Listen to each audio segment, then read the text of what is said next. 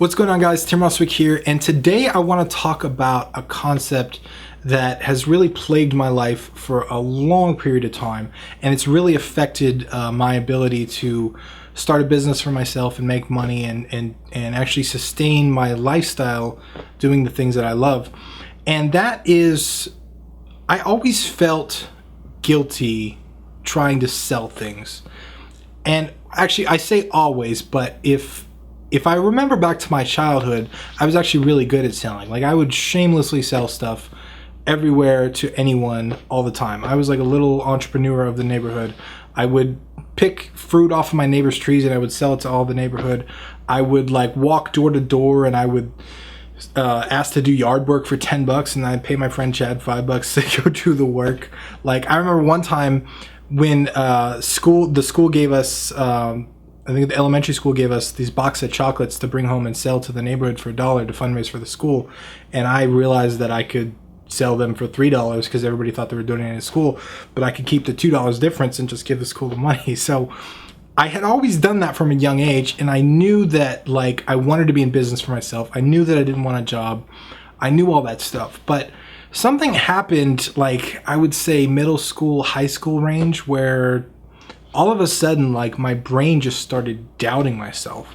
I got picked on a lot as a kid. I'm sure that had something to do with it. There was a lot of stuff that kind of went into my whole belief about myself, but I just started feeling this sense of guilt and fear trying to sell things. And it's kind of weird because I'm the dude that ended up in a marketing company, and you know, that's kind of weird, but let me just kind of explain to you how the story tells itself. So essentially, when I first started, when I moved to Los Angeles, I moved on a whim. Like, I moved with a suitcase. I went out there for vacation. I had a suitcase and I just never went back. And I did that because I knew that that was the place for me. That was where all the business was. That was where all the money was, and I wanted to build a company, or I wanted to build something out there. I had a lot of experience in marketing because I actually built a piece of software that I had sold very successfully online, and I learned a lot about marketing selling that piece of software. But even getting that software out there was a struggle. Like, at any point in time, when I first started charging for my software, I felt like there was going to be a backlash of people on the internet. Like, I thought people were going to scream at me and yell at me and tell me I'm a sellout. Like, how dare you sell this stuff? Like, it was a legit fear of trying to sell it. And then once I did sell it, I still felt like this sense of guilt. Like, this thing was easy for me to make. Like, do I really deserve this, like, this money from this person? Like, and it was just all these conflicting thoughts, and it kind of compounded all. When I started my marketing company, I realized that I needed to get clients. And at first I was terrified of taking phone calls and stuff. Like, convincing someone to buy something from you was like the scariest thing that I had ever done. Or at that point I hadn't done it, but it was just terrifying to me. So I started on email, but as you can imagine, selling stuff over email probably isn't the most effective way to do that. So as much as it scared me, I moved on to phone sales, and I finally got to the point where I could call a client and get them to close, and you know, get the business, and then I would do all their work and email them the stuff. And then eventually I moved on to in-person meetings, and in-person meetings were even scarier because now this person was face to face, and what if they rejected me? What if they told me, how dare you charge that much money? Or what if they just like threw coffee on me and walked out of the coffee shop? But you know what? None of those things ever came true. As an introvert, as someone that didn't have a lot of effectiveness in communication, it really taught me how to communicate effectively, how to get my point across. And I struggled a lot in the beginning because I felt like certain people that had that extroversion or that ability to communicate, or they could navigate the conversation better than I could, and I felt like my brain couldn't keep up with the back and forth of the communication. So I felt like I was losing a lot of those confrontations. But as scary as it was, and as guilty as it made me feel, I knew logically that there was nothing wrong with it. And I knew logically that if I could not convince someone to give me money for my time and my effort, I was never going to be able to sustain myself, and that would make me homeless, essentially. So I kept pursuing it. I kept doing it. And it wasn't until a couple of years later when I talked to a fellow person that was at a networking meeting that I was at, and they were asking me, they're like, dude, how do you sell this stuff to people? Like, how do you, like, I feel so guilty. I feel so bad. And like, it kind of brought back all the memories. Like, some of those feelings had never really went away, but they were such a fraction of their former self that I didn't really give them a lot of thought at that point, because I had landed a lot of successful clients. And at that point, I had went from being terrified of phone calls to actually preferring phone calls and in-person meetings, because they were more effective as far as understanding what the client wanted and actually, you know, convincing them to go with me and get their business. So it was a long process and long journey. But as I was talking to this guy, like, I was like, holy shit, like, I remember what that was like. That was crazy. That was insane. That made my heart race every time I had to sell stuff. I remember how scared I was to put my first thing out for sale online. And I kind of went home that night, and I kind of reflected. I looked through my journal. I looked through a couple different things that I had. And I realized that every time that I felt this way, because I had felt that way since with certain products or certain times in my life when things happen or whatever, I realized that there were only realistically two possibilities of why I would feel guilty or scared of selling stuff. And the first possibility was the product sucked. So I always felt like shit selling something that I didn't believe in. And this was really big in my marketing company, because I got hired to sell stuff. And at first I just thought my job was to sell everything that came my way. But I realized after doing this for a while that, like, you know what? No, there are certain products I need to turn down. I can't work with certain people because there was some shady ass shit that people wanted me to sell. And every time that I felt like the product wasn't improving someone's life, or it wasn't adding entertainment value to their life, like there were a couple movies that I remember getting calls about, and even games too, where they were just shitty.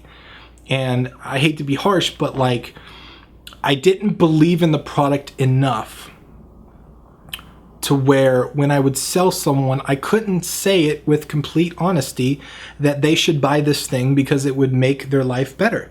I couldn't say that honestly. And so that's where the guilt came from with certain projects and stuff. That was the first reason. The second reason that I realized that would cause these feelings is a low self-confidence or self-worth in myself. Whenever I felt like I wasn't worthy, or I felt below that person, or I felt like that person had their shit together and I didn't, or all of these different things that, like, whenever I just felt lower, when I felt down, when things happen, or, you know, if I had $4 in my bank account or something, it would just make me feel these feelings of guilt, like I wasn't worthy, like I didn't deserve this money, especially when it was something that, like, even though it was a skill I acquired over 5-10 years, when it would take me 10 minutes and I could make, you know, $500,000 on it or something like that, it would make me feel guilty. Like, no, this is not, I don't deserve this, like, in a way. And I remember, like, again, it was emotional versus logic. Like, these things would fight in my head, because logically I'm like, yeah, I've acquired these skills and I need to make as much money for as minimal effort as I can to sustain myself, to create a successful business so that I can help more people, right? Like, the more money that I have, the more ability I have to help more people and reach out to more people.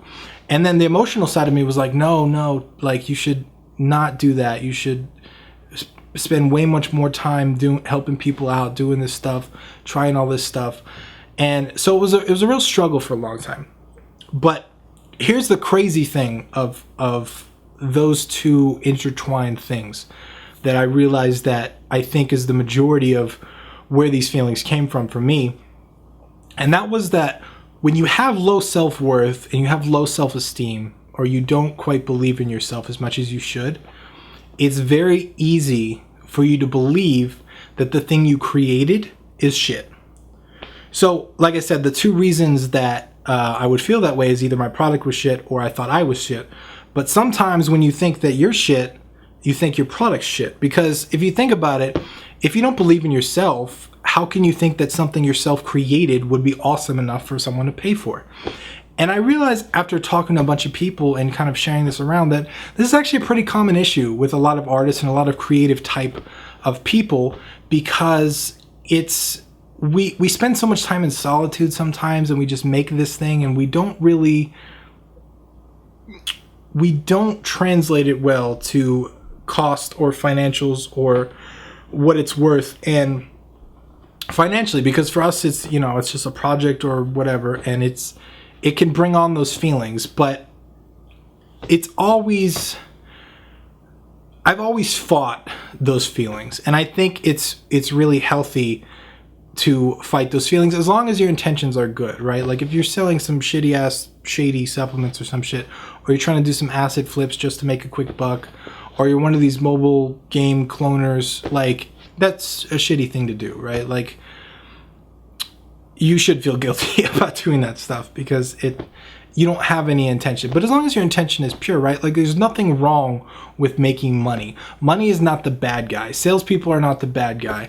Like as long as you can create money from your creations, you can make more creations.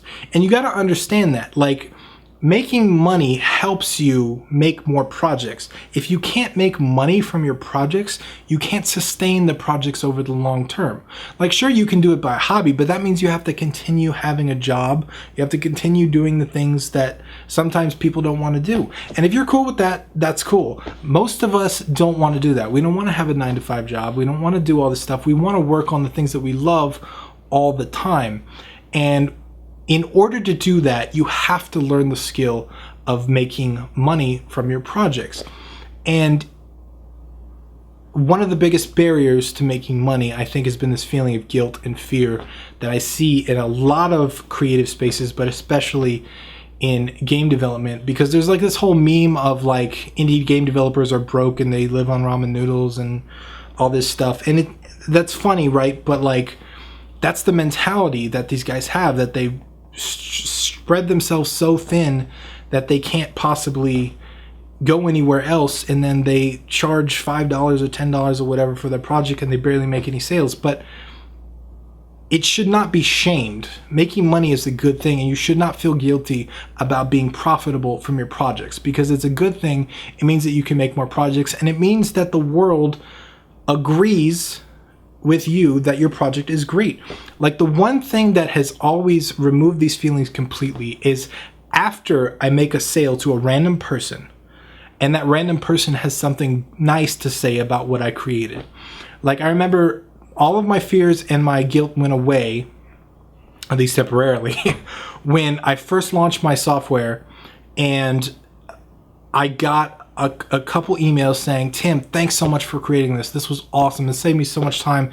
It was amazing. Thank you so much." And these are random dudes that I never met that paid full price for it, and they told me how awesome it was and how happy they were to pay for it.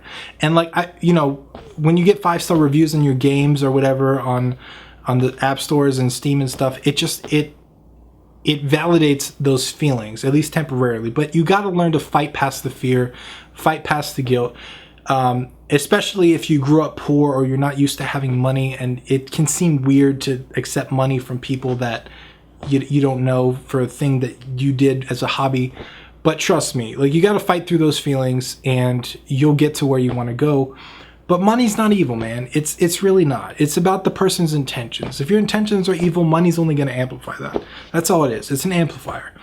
And I feel like good people need to learn how to make money more, because they can amplify their good intentions and make more cool shit. So that's my message for today. If you have any comments on this, or you felt that way before, please leave a comment below, because I want to hear from you. Once again, I'm Tim Ruswick, and I will talk to you guys in the next video.